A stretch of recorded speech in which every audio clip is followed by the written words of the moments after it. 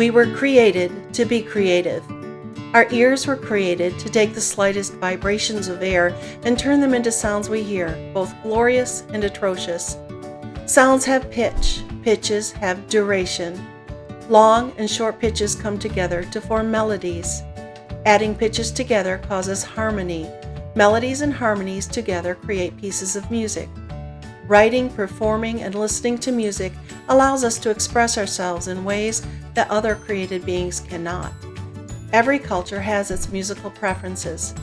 In Western culture, our pitches are organized in a series of 7 repeating pitches we call a scale.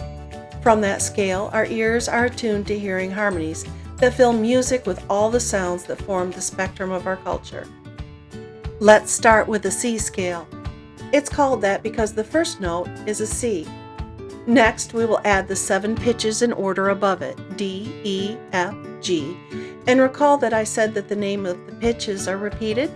We'll discuss why that is in another video, but after G we have A and B. The 8th note we call an octave, and it is another C. Again, another video. Another way to think about these pitches is like a stair. Each pitch has its own distinct vibration that can be described as higher or lower than other pitches. If the first note is C, then the second would be D, the third would be E, and so on up the scale stairway. In fact, when thinking about chords, it's easier to think of their number in the scale than it is to think of their letter. That way, if you're playing a scale other than C, it will carry over.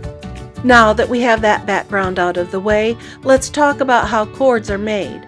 A chord is 2 or more notes played together to make harmony. We're going to talk about the 3 basic chords in the key of C, which means they are the notes found on a C scale. The first chord we will look at is built on the first note of the scale C. In general, we pull out every other note in the scale to make a chord. A C chord is built on the 1st, 3rd, and 5th notes, C, E, and G. Since C is on the bottom of the chord when they're all in order, we call it the root of the chord. Most music won't be in nice, neat order though. We call those inversions, but we'll save that for yet another video. The simplest music in our culture uses 3 chords. If we're in the key of C, they are C, F, and G. We saw how the C chord was put together. The F chord uses the 4th, 6th, and 8th or octave pitches, F, A, and C. G uses the 5th, 7th, and, bear with me now, 2nd pitches of the scale. Let's talk about that G chord for a minute. Why wouldn't the highest pitch be a 9th? Recall before how I said the 7 notes repeat?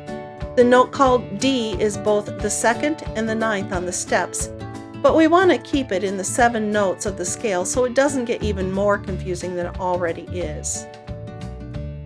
Let's recap. Basic chords are built on steps in the scale. The most common ones we use are built on the 1st, 4th, and 5th notes of the scale. We build the chords by skipping over a note and using the 2nd note up until we have 3 notes. Many of the simpler songs we know in our culture are built on these 3 chords with a melody on top of it. Be creative. Go beyond listening and start using these 3 chords on an instrument to perform some melodies. Soon you'll be able to write your own songs using these 3 basic chords, and even some more colorful ones in many different keys and styles.